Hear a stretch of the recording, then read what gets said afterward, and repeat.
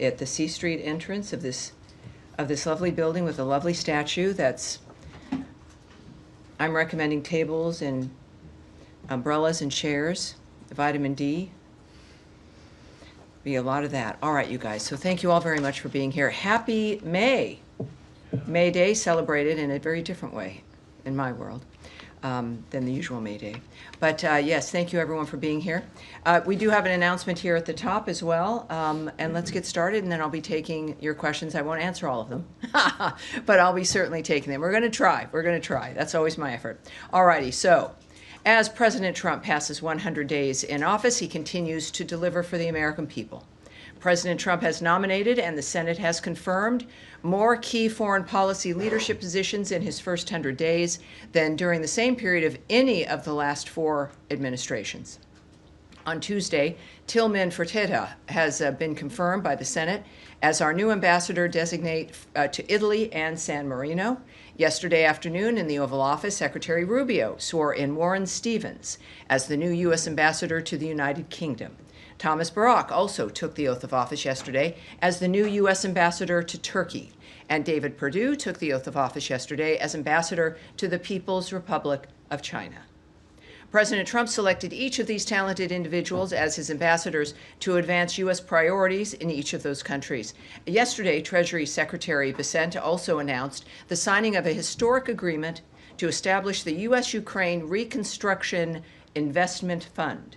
This economic partnership marks a significant milestone in U.S.-Ukraine relations. This initiative will attract private sector investment, create jobs, develop secure supply chains, and drive economic growth, providing a solid foundation for Ukraine's recovery from the war.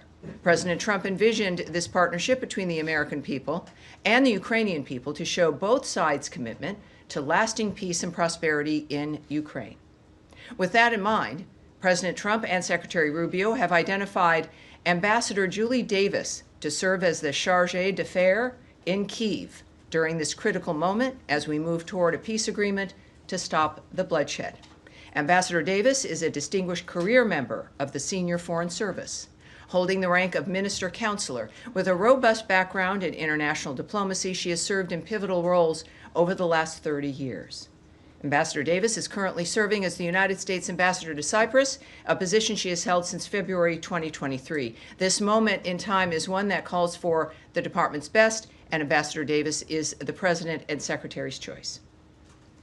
Also, a quick point of personal privilege. In 100 days, I and the spokesperson's office have had 100 press engagements. This is on top of the Secretary's unprecedented transparency in interviews, gaggles, and other press. The Trump administration is, as we now can tell, the most transparent administration in history. And this matters because it allows the American people to not just see what's going on, but which they of course deserve, but to be a genuine part of it. It's also a reminder to all of us who is in charge here. The American people tapped President Donald Trump to represent them in this historic endeavor. And with that, I will take as many of your questions as I possibly can. Yes. Do you want to do? Well, let's do it. We'll talk to Andrea Mitchell. Yes, ma'am. Would the Secretary consider a request from the President to replace Mike Waltz temporarily or in another fashion, if that is something that the President thinks would be good for the country? Is that something that the Secretary would consider? I'm not going to jump ahead of thinking what the Secretary might say or do in any context. What we do know is that the President is, in fact, the one who is running this country. It is his leadership and vision that has set the tone and the trajectory and the policy. He has put together a cabinet that understands and operates within a commitment to the nature of the President's vision. And we do know, of course, within all aspects of this, especially with foreign policy, there has been tremendous success in our foreign policy, and of course it continues. And that is a dynamic that's not going to change, but is a result of President Trump's vision and his day-to-day work in making the situation possible and functional.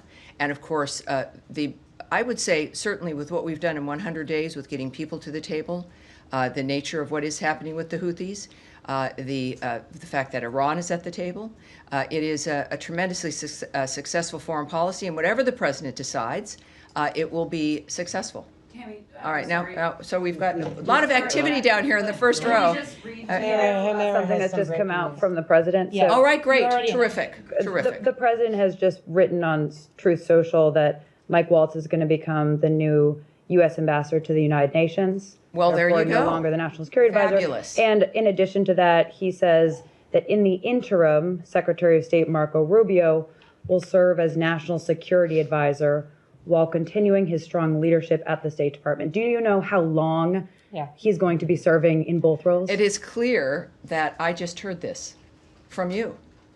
This is the magic. Well, I have some insights as to the potential of certain things that might happen. But when the president, and this of course is all presidential decisions, right? So I'm with the State Department. It is, as I think would be clear to all of you, you don't want to get ahead of your skis in drawing conclusions or speculating about what may occur. And you can have a general sense of what's possible, and then you see that manifest usually. But I think the one thing I've learned is that things don't happen until the president says they're going to happen. So the fact that is, which was obviously Truth Social. Yeah, so that is the miracle of modern technology and the social media. So that is an exciting moment here. I think that, as I know Secretary Rubio, this is a man who, as I think you all know, has worn several hats from day one in managing the nature of what's happened here at the State Department, at USAID, and he's someone who is well known by the president. The president makes perfect assessments about who would implement his agenda, and in this case, he's chosen certainly the secretary and Mr. Waltz to facilitate his agenda moving forward. Not entirely surprising, I have to say, and good news for the American people. You said you had some insights that this might happen. Could you just elaborate on that a little bit? No, I can't. But thanks for asking. Do you tell us how from the insights that you do have, knowing the secretary Sure. and knowing this building, how do you see this working, and what advantages do you see with Secretary Rubio's experience in this new role? Well, and also his experience certainly in the Senate for so long. He knows everyone in the city. He knows how the city and how the departments, how the government works. He has a great connection, certainly as a senator, with his constituents here in this building, with the people who work in this building, and with the American people now as they get to know him. So his experience also, really, we've seen him be at the White House several times a week. His close working relationship day to day with the president happens for a reason, because they work well together. They clearly have been in an environment where they've gotten to know each other very well. And we've seen the secretary operate we have to admit, these last 100 days, it's like hanging on to a freaking bullet train.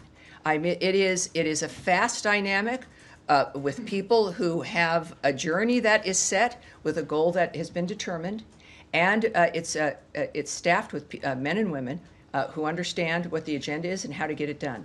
Now, this is obviously the president knows everybody in his cabinet, and all those cabinet members have staffs, and every department has people that he gets to know and that make a difference in how the departments work. So when we think about how is Secretary Rubio going to do this, well, it's like, how does President Trump run the United States? You have people around you. It's not just you, right? These aren't single individuals working every day and you pulling the levers. It's about managing people. It's about assigning people to the right roles, as the president has just done. And if anybody can do it, certainly with the secretaries, I've gotten to know him, it will be Marco Rubio. So, Tammy, All right, now, were you finished in the sense of? When you get to this, I did want to ask you about the Houthis, because Secretary Hegseth had a very sharply He did. So worded let's do this. Are you warning. going to continue on this line? No, we're going to move on. All right. So we've done 3 and 4, and I know. Look, this is this is, and you are going to be all writing stories that I'm going to be fascinated to read. But I think that's pretty much as I can say about the nature of what's going to happen from this point forward today. And so let's go ahead with Andrea and see what else. The Houthis. Presumably, Deputy Secretary Lando would step up to the daily management here at State. Is this a temporary? The Secretary Rubio is a very involved, energetic man. Many of you have traveled with him. You see what he's capable of. The American people have seen it. And there's been no point where there is a question about whether or not he could do something or how is he going to manage it. So there's no question about that. But he's not a man who does things in a partial way. And he would not have accepted an assignment if he didn't think he could do it. And he's, of course, working both. With that said, I can tell you that the other leadership in this building, as a newbie to politics, are remarkable. And certainly Deputy Secretary Christopher Landau, never met him, never knew him, and he chairs certain meetings. You see him in the hallway. This is a man with an extraordinary experience, cares about the individual, has a terrific sense of humor, it asks all kinds of questions, and is one of the most transparent people I've met. He's also very, very good at his job with the diplomatic aspect and moving policy forward. He's a remarkable person. And I think you will, whatever had happened today, you would see more of him. And there's dozens of people in a framework of leadership in this building that have made me comfortable to accept this job, to be in this job, to speak to you in this manner. And the Deputy Secretary is one of them, but there are dozens of others as well who I have faith in. Kissinger model, who is the only other president that I know of who has done both the State Department and... Well, I guess we're going to have another one. All righty. Now, Matt, let's go. No, wait. You might... Let them go. Oh. Because I don't think you're going to have anything to say. Based on the insight that you have, do you have any indication when Secretary would have received the call from the president this morning, last night? Anything? No, I can't reveal the nature of the details of any exchanges like that. All right. So now, yes, back to you in a moment. Matt is. You're not ready? He's relaxing at this point. All right, that's fine. That helps me know where we need to go. Yes, go ahead, dear. Can you help us understand why this reshuffle is happening, or what it says about the administration's policy priorities that these moves are taking place? I think what it says is what his first term said to people, is this is a man who is very active, day-to-day, involved, knows what he wants to accomplish. Things also sometimes change. I'm not going to guess at the decisions President Trump makes. What we do know is the results of those decisions. And I've said a few times in this room, as people try to look at the minutia of necessarily the why or how many of one thing or a piece of gossip in a newspaper, that what really matters is the end result and what gets delivered. And I think that it is, for all of us, whether it's any kind of business, is being able to be flexible in a dynamic, in a moment when you feel the need to be flexible. Clearly, this is the president's decision, and he made it for a reason, and I trust him, and the American people will see the results. All right. Yeah, go ahead, please. Well, now, right after him now, we'll continue, sir. Go ahead. Yeah, Go ahead. Thanks so much. In light of your topper on Ukraine minerals deal, I have two Yes. questions. May I please get your response to Russian reaction? As you know, Medvedev criticized the president for a deal and called Ukraine, quote unquote, a nation that will soon disappear. I'm not going to comment on that particular remark. What we do know from this deal and what the president has said and what has been made clear now in this arrangement is that it cements a partnership, an economic partnership between the United States and Ukraine. And it is something that also speaks to the nature of how Ukraine will rebuild after this catastrophe. It is a terrific deal. I think that it is, and again, it's the U.S.-Ukraine Reconstruction Investment Fund, and it involves much more than just the critical minerals. And I think some of certainly what I think Ukraine understands and what we intend is that this is not just a financial arrangement. This is a bonding between two countries that will make a difference for a nation, certainly in Ukraine's situation where they have a friend, and the rest of the world will notice that when you have a friend like the United States and when we are in business with you and in your nation, it creates a stronger national security for everyone involved. And certainly in this case, when it comes to the profits that are generated, that is then reinvested into Ukraine for the rebuilding dynamic that is going to obviously have to happen. It's a time where, as the secretaries noted just a few days ago, as I mentioned to you, as a matter of fact, on Tuesday, that it's time for both of the nations involved in this conflict to come up with concrete proposals about how this conflict ends. And this relationship now with Ukraine reinforces the commitment of the United States to that nation. It's for the world, it's better off. It also reminds the American people and the world that support of another country can take many forms, and that national security can be reinforced in many different ways. And that's what this arrangement accomplishes. And on that line, Tammy, the president last week was explicitly clear when he posted out a clear message to Putin saying, Vladimir, stop. Is there any disappointment on your end that Vladimir has not stopped? Well, this is, again, why the president is the president. The American people wanted Donald Trump in office. He has shown, certainly in his first term, that he is willing and capable of taking the action that's necessary to achieve his goals. He has done more than one would expect on the issue of diplomacy because he truly believes that people can come to a decision here to stop carnage and a meat grinder in that area, and for the world and for the American people to see what that outreach has been and how certain people have responded, which then clearly informs the president and those who work with him, including Secretary Rubio, about the decisions that they need to make. So I think that it's certainly the secretary has been clear that we are watching Putin's actions, right, not his words. And in the process, he's refined a very specific timeline. Weeks ago, it was weeks. A few days ago, it was days, that this would be a pivotal week. And look at that, it has been. All right. Yes, yes, sir. Thank you very much, Tammy. Last week, I had the opportunity to attend the Kurdistan National Prayer Breakfast in Erbil, which was attended by 800 guests from around the world, particularly from the U.S. My question is, what is your view of such an event and of religion's freedom in the Kurdistan more broadly? I have many opinions about that, which I can't speak about here, of course, at this podium. So on the issue of the event, if we want some answers and some commentary from the State Department, we'll send that away for you, but we'll take it from there. Here we go. Sean? Sure. Thanks. Change topics. IndiaPakistan. Yeah. The secretary made calls yesterday to the Indian External Affairs Minister and the Pakistani Prime Minister. I know you issued readouts of that, but what's your take on how things have gone since then? Were there asks of the two sides? Do you think his calls for de-escalation have been taken to heart?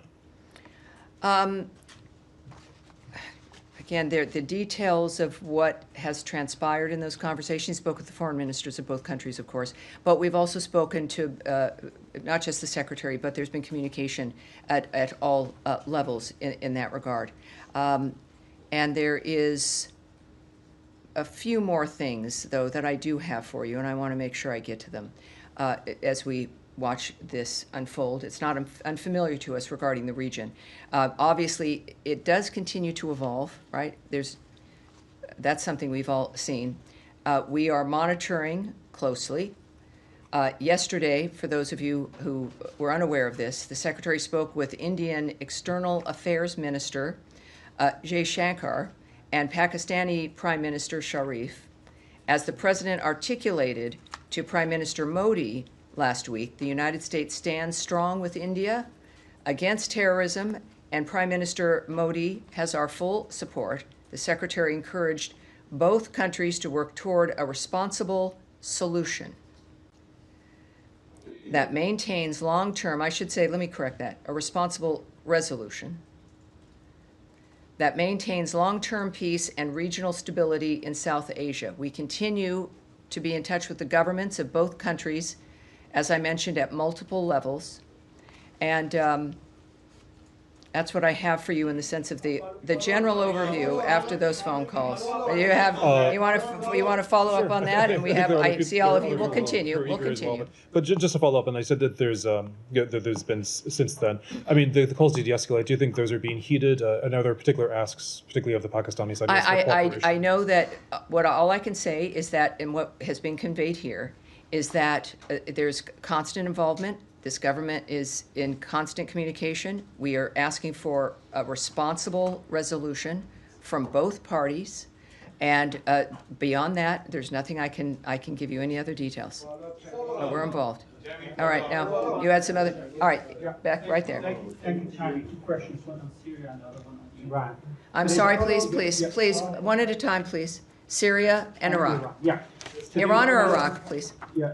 All right, now, please, let's not, I know there's a lot of, this is a room where many of you are reporting for certain regions and for certain countries. There is a lot of passionate things going on. These are existential issues. I'm in a position where I think many of you know me to some degree, where the decorum has to be maintained for us to be able to have these kinds of conversations. And I want all of you to be in here. And I want all of us, as much as we can, to speak about these issues. So please be patient. And sometimes people leave here unsatisfied. Other people leave here early because they're unsatisfied early on. But we are doing our best, and I'm representing an entity that is working constantly on the issues you all care about, and that everyone watching around the world cares about. So let's proceed here. Yes, sir. No, let's not continue with the interruptions. For the sake of your colleagues, let's take some time and allow your colleagues to participate here. Thank you. Go ahead. Yeah, thank you so much, Tammy. Let's start with Iran. Today, the Omani foreign minister announced that the fourth round of the indirect talks with Iran has been postponed. Can you confirm that it's postponed or it's canceled? And then what would you have to share on this with us? And the second one, do you have any reactions about the sectarian violence against the Syrian Jewish population, with 2 days of deadly clashes near Damascus? Has left over 100. I can speak to both of those. This is what I can say about Iran, is that the United States was never confirmed to be participating in a fourth round of talks with Iran, which people had believed were Saturday in Rome, despite what there had been some reports. The timing and the venue had yet to be confirmed. I think, again, I would say this is a fluid situation, and I'm obviously saying things to you that are somewhat indistinct, but we expect another round of talks that will take place in the near future. So those details, that's what I have here, is that's what I can tell you. And we aren't, though, going, of course, as you might imagine, going to get into the details of any of the negotiations themselves. And that was about, of course, the sectarian violence in Syria. Yes. So let's get to this here. As we always are in these regions, we're closely monitoring, so we're aware of this, to say the least, including the recent violence against members of the Druze community, so that we are watching that for sure. We urge the interim authorities to hold perpetrators of violence and civilian harm accountable for their actions and ensure the security of all Syrians, every single one of them. And it is, that's all I can say. That's all I can say on that. All right, go. Yes, sir. Thank you, Tammy. Two questions for you. Number one, Trump administration, first term and second term, is a foundational part of foreign policy.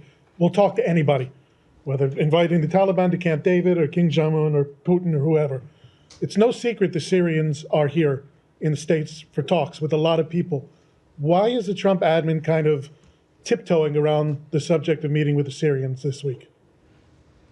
I don't think it's about tiptoeing. I think it's about what's appropriate.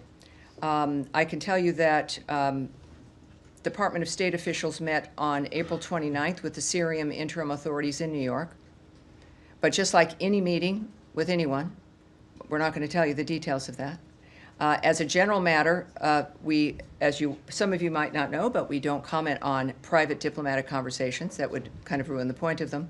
We continue, though, we can tell you, to urge the interim authorities to choose policies that reinforce stability for Syria's citizens, assure peace with Syria's neighbors, develop Syria's economy, and result in good faith cooperation with the international community. And any future normalization of relations or lifting of sanctions, as an example, which we are asked a lot at this podium, will depend on the interim authorities' actions and positive response to the specific confidence-building measures we have communicated.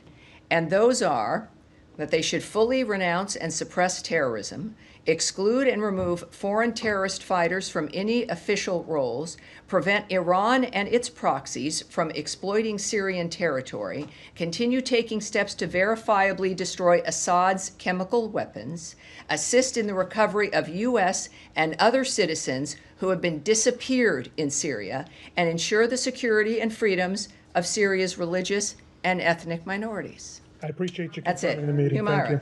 Yes. Thank you, Tammy. I actually have a follow-up on that. So Okay. those were the demands that U.S. basically sent to the Syrian interim authorities. And then they sent back in writing a response saying, we have done some of these things and then we're working on other things. So what is the U.S. assessment at the moment on Syrian interim authorities' progress? And was there any... because they want a clear roadmap for permanent sanctions relief.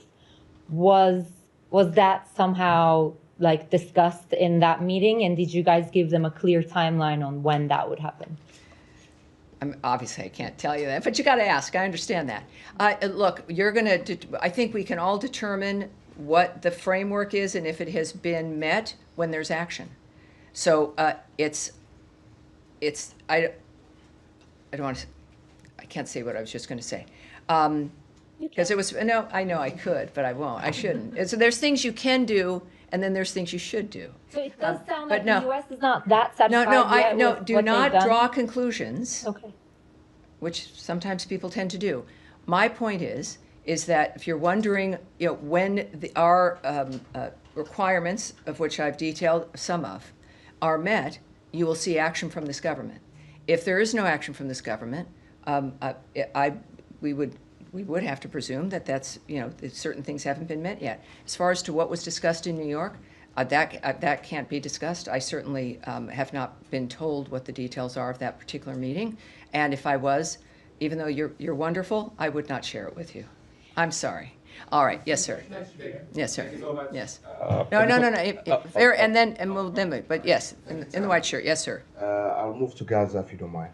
Of course, please, sure, certainly. For 2 months now, there have been a blockade of Gaza, that no aid is coming in from the Israelis. There is so many reasons for that, I understand. But the president a few days ago said that food and medicine should enter Gaza. He did. He said more than that, even. Yeah. But the Israelis are not, doesn't seem that they are listening yet. I mean, food is still not there. There is a lot of signs inside Gaza, according to a lot of international organizations, a sign of famine growing in Gaza. Fear of famine is growing in Gaza. What the administration is doing more to push or pressure the Israelis to allow? Obviously, at this point, we've, as I've noted, we've always we have a policy. We want the aid to resume. We want humanitarian supplies and assistance to resume, as long as it can be safely moved in and there's no looting and people aren't getting mugged and it's not being stolen. And I mean, there are some standards about when you're going to send somebody into essentially a war zone. And I don't think that's a very high bar. At the same time, what are we doing? Well, the President of the United States is engaging in this as well. We have wonderful envoys, people who have changed the world and saved people's lives and get the impossible done. And then you have Donald Trump, who said in more detail, I have it for you here. He said regarding Gaza, we've got to be good to Gaza. These people are suffering. There is a very big need for medicine, food, and we are taking care of it. How that is manifesting, and we talked about this a little bit on Tuesday, I can't give you those details. But when the President of the United States is describing and effectively announcing that action is being taken, and especially this president, you know that is happening. The details of which I can't share with you. I know that, of course, we stand with Israel. They are one of our greatest allies. Our relationship with them is excellent, and we work with them and support them in what their needs are. But in this case, I think we have the best answer regarding the attitude of the United States, and that comes from President Trump. Yes, sir. Behind you, sir. Behind you, sir. Yes, behind you, sir. Sir, this is not going to. No, Saeed. We will. Please. I've never had to do it. Saeed, I've never had to do it, and I will do it. Saeed. There are many other people here, obviously many also who have concerns about the same city or have different kinds of questions and want the same kinds of answers. This is not the 5th grade. This is the State Department of the United States. You're here. It is a privilege. I like Saeed. I see you during the gaggles and every day, and I like you very much. And I understand your passion, but you are not directing this conversation or this room. Thank you. Yes, sir. Please go. Do you believe that the recent mineral deal with Ukraine sends a clear message to those who have accused President Trump of being sympathetic to Russia? Yeah, I think that there's a lot of media that goes on when you're dealing with issues of negotiations. The answer, of course, is not to not speak to people. And that was the idea and the theory for the last administration, where Russia wasn't spoken to for at least 3 years. And so even a lot of heat of the idea of speaking to Putin.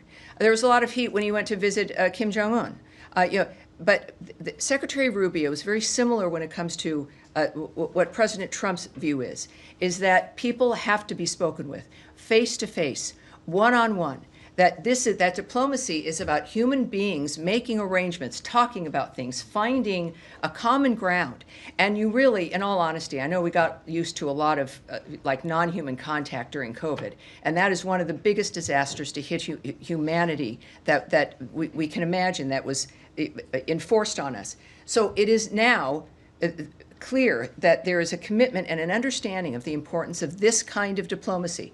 So I'm not going to guess at the nature of what President Trump and Putin might discuss. I do know that President Trump is doing it for a reason, and that is to accomplish an end to bloodshed and massacres. When you think about it, it's something that has to happen. That is what has always driven him. And with Ukraine, the same situation. You have the president of that country in your house in the Oval Office. You're supposed to have signed this deal that day when President Zelensky decided that was just not going to happen, I guess. And yet it didn't end the relationship. They meet in Rome. They sit down with each other. And then this happens again. We know this is important to all of us and to those men and the women as well involved in these negotiations. But it is something that is with a goal to solve something. And it's I don't think we should look at the minerals deal as a statement about Russia, or if you talk to Putin on the phone, it's not a statement about something else. Trump has been very clear about his mission, and that is how we should look at through that lens. All right, yes, Andrea, again. Just a quick follow-up on that.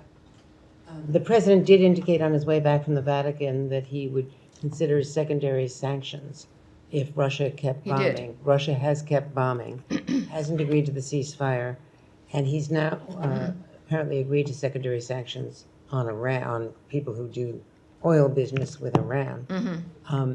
Is he considering secondary sanctions on Russia? Well, we know, again, that he's stated his willingness to do that, about the nature of, clearly we're not removing any sanctions that currently exist. The president wants, in every action that we've taken as a nation, to do it diplomatically. That he clearly, because of the commitment to it. And yet, he knows also that there's another part of the world, a whole globe, that needs some attention. And the secretary has also made it very clear that while our style will change, the methodology of how we contribute to this will change, in that we will not be the mediators. That is what I mentioned on Tuesday, and the nature of how this would change is we certainly were still committed to it and will help and do what we can, but we are not going to fly around the world at the drop of a hat to mediate meetings. That it is now between the two parties, and now is the time that they need to present and develop concrete ideas about how this conflict is going to end. It's going to be up to them. Yes, Eric. Eric? Yes, excuse me. Yes, Tammy, thank you.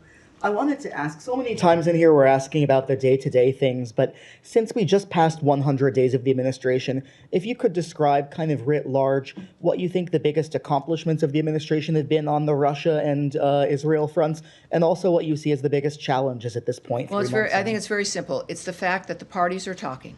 In every single dynamic, the parties are talking. And that is an accomplishment no one else has been able to do. I think this reinvestment fund, this deal that has just been signed, is so critical in that it is going to be generational, and it will make the difference for Ukraine at every stage and provides a kind of national security that nothing else really could when it comes to the way the world views Ukraine. So I think getting them to the table, changing the idea of the world of what's possible, and this critical minerals deal are three really very big things. Challenges. All right. Saeed, would you like to say something, sir? Thanks for your patience. Thank you very kindly. I just wanted to follow up Yes, sir. for you to clarify. Yes, sir. You said that aid was not going in because of security issues. No, I said that we want the aid to go in and support humanitarian aid as long as there are guarantees regarding looting and safety and all. I think that's reasonable. Okay, yeah, I understand. I just want you to confirm that that is the reason. Well, I'm not saying, no, I'm describing our standard. I'm not giving you a reason for something, because sir. you know, in the past, when the war was full scale, let's say before the ceasefire, aid was still going in, and security was provided for the aid to be distributed properly and so on. So there is basically, like a pattern for that. There is there's ways. There's ways. For that. Yeah, yes. That's all I wanted. I'm sorry if I seem to. Well, no, I appreciate that. Thank you. Yeah. But it's important to know that I will manage the room in any way that I need to. And I really don't break my heart for needing to do it in a way that I'd prefer not to. In the back, sir, yes. Yes, sir, yes, you. Thank you very much. There are 9 wrongfully detained U.S. citizens in Venezuela. Their families are asking for engagement, or at least that the administration do something to get them back. Is it true that Special Envoy Claver Caroni is engaging directly with the Maduro regime for some kind of exchange, maybe Venezuelans in El Salvador for these 9 U.S. citizens, or what is the engagement? Well, I cannot speak on any alleged or real diplomatic efforts, what's happening, and certainly not just that situation, but any other situation either. Yes, dear. Thank you. Related to 100 days, so wrongful detention. Yesterday, the secretary, he said, quote, the first 100 days of the 47th presidency, 47 wrongfully detained Americans have been returned to the United States thanks to the president's leadership. I just wanted to ask whether he was aware that wrongful detention is a specific determination made by the State Department, and that it involves looking at the criteria within the Robert Levinson Act to determine whether a case of an American detained abroad is wrongful detention, or whether that term, wrongful detention, has now changed under this administration to encompass a bigger group of Americans detained abroad, even if they don't fit that criteria. Well, I believe he has a tweet out that refers to 47 unjustly detained Americans. And so that's what I'll speak to here. And that is, of course, a correct number. It will be higher, I believe, soon, including in Afghanistan, Russia, and Venezuela, through diplomatic efforts. These are huge wins for the United States. And it is because of President Trump's leadership. What we can also tell you, I think this happened, was it yesterday, I believe? I'm pleased to report that President Trump has secured the release of another U.S. citizen, Yoris Zankovich, from Belarus. Since President Trump took office, he was released on April 30th and returned to the United States. We want to thank, of course, the government of Lithuania, who remain incredible allies and who have offered critical support to our efforts these past few months to bring more Americans home. All right, thank you. And yes, sir. A follow-up on Iran. The Iranian foreign minister has just tweeted that together with the Omani and U.S. interlocutors, we have decided to postpone the fourth round of talks for logistical and technical reasons. Can you confirm that the reason was logistical? Well, I can't confirm the details, or nor would I speak to what someone in Iran might tweet, no matter their position. But again, I said earlier, and I'll repeat it, that the United States was never confirmed to participate in a fourth round of talks anywhere. The timing and venue, there could be one in that it would take place in the near future, but we won't discuss the where or the when.